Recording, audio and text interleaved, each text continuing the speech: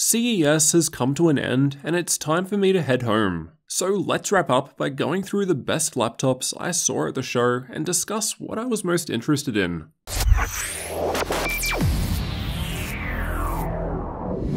The big news this CES was of course about AMD's new Ryzen 4000 series Zen 2 CPUs, which go up to 8 cores and 16 threads, and promises of defeating the i7-9750H from Intel in gaming. While I remain skeptical until I have one for testing, it definitely sounds like a nice improvement, and I can't wait to test it out. Based purely on the amount of requests I've had from you guys to do a review already, the ASUS Zephyrus G14 seems like it's a favourite, and I can see why. It's the first 14-inch gaming laptop that uses NVIDIA RTX 2060 graphics. Granted, it's the 65-watt Max-Q variant, this is still the best we've currently got in this form factor. Alongside that, it's got AMD's Ryzen 7 4800HS CPU, which has 8 cores and 16 threads of processing power, something that was previously only really obtainable with an Intel i9, or something like a Helios 500 with Ryzen 2700. The G14 is far smaller and thinner though. We won't know for sure just how well it performs, but based on the specs and all the work ASUS say they've done for thermals, I'm expecting good things from this laptop and look forward to getting it into review.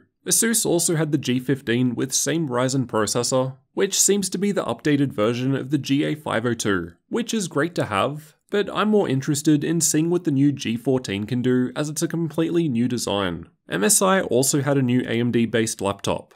Although if I hadn't noticed it on the table at the back, I might have never known about it, as they didn't mention it during their hour-long presentation. The Bravo 15 and 17 appear to be lower-end gaming laptops, similar to the Alpha 15, and while that's cool and all, personally I was way more interested in the new GE66 and GS66 gaming laptops, the successors to the popular GE65 and GS65 respectively. These two laptops will have Intel 10th gen CPUs, and I suspect next gen NVIDIA graphics, which is why there was basically no information available in terms of processor and graphics. So I'm not sure when to expect them, as nothing's been announced yet. The GS66 is a nice clean looking, all blacked out gaming laptop, while the GE66 looks kind of like a mini GT76 Titan, with a similar lid design and the addition of RGB light bar along the front, just in case you need that bling. Lenovo had their Y740S gaming laptop,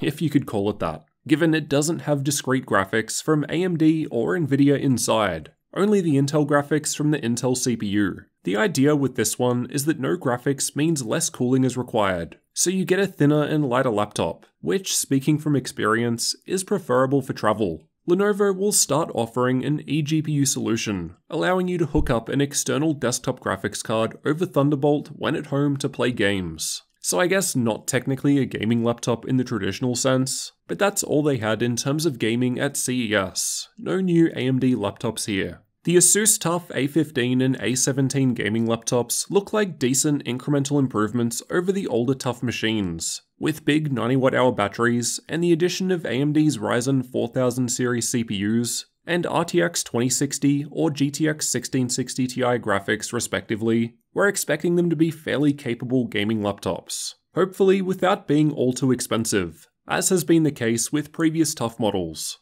It's meant to be their more entry-level, more budget-friendly brand. Dell had their new G5 15 Special Edition. Think G5 that looks more like the new G3, but with AMD Ryzen 4000 series CPUs and up to Radeon RX 5600M graphics. I'm interested in this one as I believe it was the only machine I saw that uses a full AMD processor plus AMD graphics solution. All of the other new Ryzen-based machines I checked out were paired with NVIDIA graphics. It's also interesting because I don't think Dell have previously offered AMD hardware as part of their G-series lineup. They've been all in on Intel and NVIDIA. I'm keen to see how this new configuration compares, and if they expand it into other models like the G3 or G7 in future. I think what I was most interested in was the clever laptop with 12-core, 24-thread Ryzen 9 3900 CPU. I always expected to see AM4 desktop socket laptops become available for the 3000 series. We had some for last gen, plus there are quite a few laptops supporting Intel's desktop socket, but those are still currently limited to 8 cores, 16 threads with the 9th gen. So this is a nice change for those that need serious portable multi-core power. While we're talking about raw power, the ASUS StudioBook One is pretty crazy. I have briefly seen it before, but didn't film it for a video, and didn't realize just how much power it was packing given the 2.4cm thickness. Along with the 8-core Intel i9 CPU, it's basically got the equivalent of mobile Titan RTX graphics inside, as the Quadro 6000 it uses has the same CUDA core count and 24GB of GDDR6 memory with a 250W TDP. Crazy stuff, and I really want to see how it actually performs. The cooling design was also interesting. The principle is the same as the ASUS mothership I've previously reviewed, where the heat generating components are placed behind the screen. When you open the lid, a flap behind the screen opens up to allow airflow, which both allows the components to breathe easily compared to having fans pressed against a desk, and also keeps the bottom surface cool on your lap with a cool keyboard area. Despite having crazy specs, based on the size, I know there are going to be some limits. So I hope I can get one when it's available and push it and find out just what those are. I was also interested to see the improvements that Tongfang were making to their laptops. The new 17-inch chassis being sold as the Electronics Max 17 looks like it'll be a nice option for those who were interested in the Mag 15 but wanted a 17-inch laptop, as it has a lot of very similar features, but with more powerful RTX 2070 Max-P graphics, rather than the Max-Q that was present in the Mag 15. They're also working on many other changes and improvements to performance that I can't talk about yet, so I guess watch this space. This space being my channel. In other words, I guess make sure you're subscribed. There weren't really that many new laptops here at CES 2020, at least not compared to last year when Nvidia launched RTX for laptops. That seemed like a bigger deal, at least in terms of new products to cover. Many companies, including Razer, Gigabyte, Acer, and Lenovo, had no AMD Ryzen 4000 series gaming laptops to show. At this point, I'm not sure if they're waiting to see what happens or possibly still testing them out, but to me, this seems telling. ASUS has quite a few high-end laptops, yet we didn't see them refresh anything with RTX 2070 or higher graphics with an AMD CPU.